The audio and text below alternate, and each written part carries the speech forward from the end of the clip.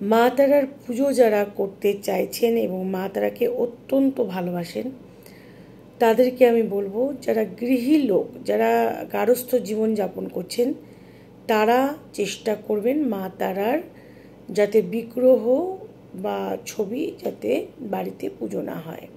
এ কথাটা কেন বললাম? কারণ অনেকেই অনেক কিছু পালন করতে পারেন না, সবার দেখা যায় যে বাড়ির মধ্যে সঠিক পুজো স্থানও নেই।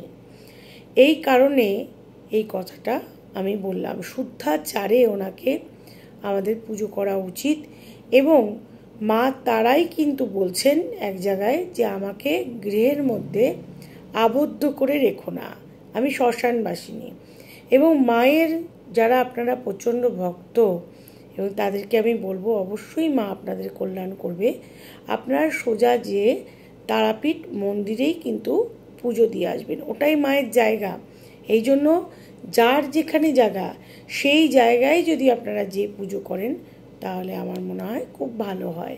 কারণ বিশ্ব ব্রহ্মাণ্ডের যে মা ব্রহ্মাণী জগৎজননী স্বয়ং মা দুর্গা, মা তারা কিন্তু তারই অংশ স্বরূপা।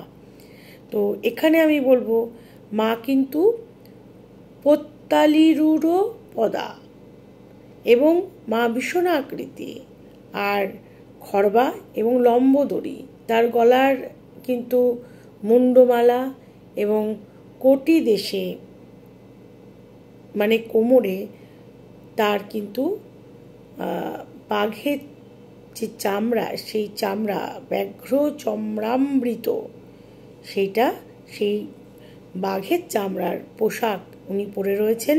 ইনি নবযুবতী রূপা, উনি পঞ্চমুদ্রা, ওনার পঞ্চমুদ্রা। এবং তিনি কিন্তু পটিকা, চতুষ্টয় এবং নরকপাল এদের দ্বারা কিন্তু বিভূষিতা, চতুর্ভুজা, 4টে হাত ওনার, এবং মহাভয়ঙ্কর স্বরূপা এবং লোলজিহ্বাধারিণী। আপনারা দেখেছেন মা তারা জিভ বার করা, এবং সেক্ষেত্রে এরকমই মহাভয়ঙ্কর রূপা, ভয়ঙ্করী, বড় প্রদানশীলা। একদিকে কিন্তু তিনি মহাভয়ঙ্করী, একদিকে কিন্তু সে কিন্তু অভয় প্রদান করছে যে না, তোমাদের কিছু অসুবিধা নেই, আমি আছি তোমাদের জন্য। কিন্তু সে কিন্তু এই যে ভয়ঙ্করী রূপা, সেটা কিন্তু অসুর দমনী, তাই তিনি মহাভয়ঙ্কর রূপা। সে অসুরদের জন্য মহাভয়ঙ্করী, কিন্তু তার কিন্তু যে সন্তানদের প্রতি যে স্নেহ, আমাদের প্রতি যে স্নেহ, সে কিন্তু যথেষ্ট সন্তান বৎসলা। এবং এখানে দক্ষিণ হস্তদ্বয়ে খড়গ এবং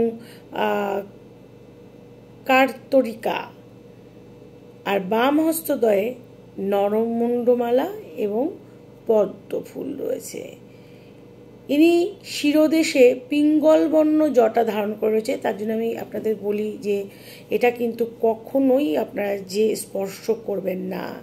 তার যে পিঙ্গল জটা ধারণ করেছেন এবং কপালে নাগরূপধারী ত্রিমূর্তি অক্ষোভ্য ঋষি আছেন। নাগরূপধারী ত্রিমূর্তি অক্ষোভ্য ঋষি আছে। আমি বারবার বলি, তাদের নাগ জটা তার মাথায়, সেখানে বারবার হাত দিয়ে মানে একটা নিজেরাই নিজেদের সমস্যা ডেকে আনা। যাবেন সুস্থভাবে তারাপীঠ মন্দিরে, সুন্দরভাবে পুজো করবেন। মন্ত্র জপ করতে না পারেন অন্তত এই রকমভাবে ওনাকে আপনারা স্মরণ করবেন যে মা মহাভয়ঙ্করী, কিন্তু আপনি যখন মার দিকে তাকাচ্ছেন, মা কিন্তু আপনার প্রতি যথেষ্ট করুণা এবং তার যে মমত্ববোধ আপনার প্রতি কিন্তু মায়ের কিন্তু রয়েছে এবং স্নেহ রয়েছে। এবং আপনি যখন মাকে দেখছেন, তখন মাকে যখন ধ্যান করছেন, তার 4টে হাত আপনি কল্পনা করুন, এবং তার যে 4টে হাত, সেই 4টে হাতের মধ্যে একটা হাত কিন্তু নরমুণ্ডমালা কিন্তু সে ধরে রয়েছে। এর মানেটা কি? এর মানেটা হচ্ছে সে কিন্তু কোনো অন্যায়কে কিন্তু সহ্য করবে না। সেই যখনই সে আসরিক প্রবৃত্তির মতো কাজকর্ম মানুষ যখন করবে, তখন কিন্তু সে কিন্তু তার বিনাশ কিন্তু সেই ঘটাবে। এবং তার এক হাতে পদ্ম রয়েছে, অন্য হাতে খড়গ এবং আবার কিন্তু সে কিন্তু এক হাতে বর প্রদানও করছে। এবং তার নবোদিত যে চন্দ্রমণ্ডলের ন্যায় যে তার দেহপ্রভা, তার একদম সুন্দর চন্দ্র মানে একদম চাঁদ যখন ওঠে তার যে প্রভা সে দেখার মতো, তার যে ছটা চারিদিকে যেন বয়ে যায়। যখন চাঁদ দেখেছেন পূর্ণিমার আলোতে চাঁদ যখন বড় অবস্থায় সম্পূর্ণ আমরা দেখি, তার ছটা দেখে আমাদের মন মুগ্ধ করা, তো মায়ের সেরকম কিন্তু তার দেহমণ্ডল, তার নবোদিত যে চন্দ্রমণ্ডলের মতো কিন্তু তার দেহের যে প্রভা এরকমই। তিনি কিন্তু চক্ষু তার ভীষণ স্বরূপ, সাংঘাতিক চোখ তার, এবং তার দেবী কিন্তু একদম এটা মাথায় রাখবেন, এর জন্যই বলছি আপনাদের, প্রজ্বলিত যে চিতা একদম জলজল করে জ্বলছে তার মধ্যে উনি বিরাজমান। আপনি তারা মাকে মুক্তি, আপনারা অনেকেই আছেন, এমন অনেক ঘটনা আমার সামনে এসে আমি দেখেছি আমার জীবনের অভিজ্ঞতা থেকে, অনেক রকম সমস্যা অনেক সময় হয়ে যায়। তো আপনারা সব সময় একটা জিনিস মাথায় রাখবেন, মা তারাকে তারাপীঠে যেই পুজো করে আসবেন, সেখানে অন্য জায়গায় আমার মনে হয় না সেখানে মূর্তি স্থাপিত করে বাড়িতে এইরকমভাবে তার পুজো অর্চনা করা। হ্যাঁ, যদি আপনি উপযুক্ত তার জায়গা তৈরি করতে পারেন সেটা কথা আলাদা, যদি মায়ের অনুমতি থাকে, মা যদি অনুমতি দেয়, তাহলে সেখানে বাধা দেওয়ার কোনো জায়গা নেই।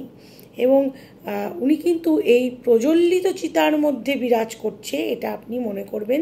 এবং তার যে দন্ত যে পংক্তি, তার যে দাঁতের যে পাটি অতি ভয়ঙ্কর, দেবী স্বীয় ভাবাবেশে হাস্যবদনা, সে কিন্তু আবার হাসি যুক্ত তার মুখমণ্ডল এবং স্বীয় ভাবাবেশে, হ্যাঁ, শ্রীগণচিত বিবিধ অলঙ্কারে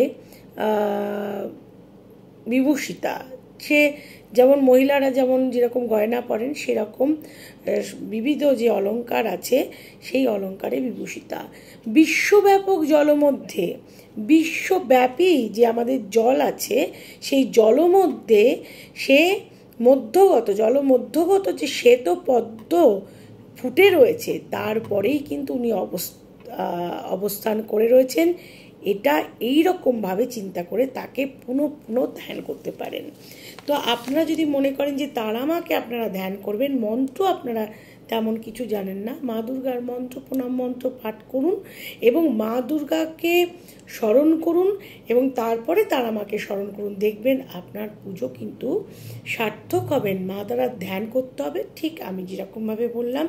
এবং আপনি যদি সেই ভীষণা মূর্তি, আপনি যেমনভাবে, যে শ্রীকৃষ্ণ বলছিলেন গীতাতে, আপনি মাকে যেভাবে আপনি দেখতে চাইবেন, যেভাবে আপনি স্মরণ করবেন, সাধক যেভাবে সাধনা করবেন, যে রূপে দেখতে চাইছেন মাকে কিন্তু সেই রূপেই দেখতে পাবেন। এবং আপনি এই রকমভাবে মা যখন আমাদের প্রতি এত স্নেহ মায়া মমতাশীল, তার দেহ থেকে একটা উজ্জ্বল আভা, চাঁদের মতো সেই আভা চারিদিকে ছটা, তাই তারা নাম, যে চারিদিকে সেই আলোক যেন একদম বিচ্ছুরিত হচ্ছে এবং মা যেন আমাদের যে জলরাশি রয়েছে বিশ্বব্রহ্মাণ্ডে, তার মধ্যগত যে সাদা পুষ্প, হ্যাঁ, পদ্ম ফুল ফুটে রয়েছে, তার মধ্যেই তিনি অবস্থান করছেন। এবং আর একদিকে বলছে কি, মা কিন্তু একদম প্রজ্বলিত যে চিতা তার মধ্যেও কিন্তু মা অবস্থান করছেন এবং ভীষণা মূর্তি এবং আবার স্বীয়ভাবে কিন্তু সে, যেমন সে একদিকে ভীষণা মূর্তি, তেমন অন্যদিকে কিন্তু সে স্বীয়ভাবে সে কিন্তু হাস্যবদনা। এবং মাকে এরকমভাবে আপনারা ধ্যান করুন, মনের পবিত্রতা নিয়ে এবং শুদ্ধতা নিয়ে যদি আপনারা ধ্যান করেন। মায়ের মন্দিরে গেলেন, তারাপীঠ মন্দিরে যে পুজো করলেন, অনেক জায়গায় বসার জায়গা আছে, নাট মন্দির আছে, সেখানে যে আপনারা যদি এমনভাবে ধ্যান করেন, তাহলে মা তারাকে আপনারা কিন্তু সত্যিই আপনারা কল্পনা করতে পারবেন নীল সরস্বতী উনি। তো উনি আমাদের জ্ঞান প্রদান করছেন এবং নাক জটা ওনার মাথায় মস্তকে, যে এই জন্য আমি বারবার বলি স্পর্শ কম করুন, স্পর্শ কম করুন, দূর থেকে ওনাকে প্রণাম করুন, প্রার্থনা করুন, দেখবেন আপনাদের মঙ্গল হবে। এবং আপনারা এইভাবে যদি করতে পারেন তাহলে আপনারা খুব ভালো থাকবেন। নমস্কার, জয় মা দুর্গা। সবার মঙ্গল কামনা করি।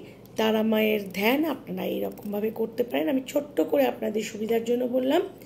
যদি আপনারা আরও কিছু জানতে চান, আমার যদি সেই বিষয়ে জানা থাকে, আমি অবশ্যই আমার যে সীমিত জ্ঞান আছে সেই থেকে আপনাদের সেই জ্ঞান দেওয়ার চেষ্টা করব। ভালো থাকবেন সবাই। নমস্কার।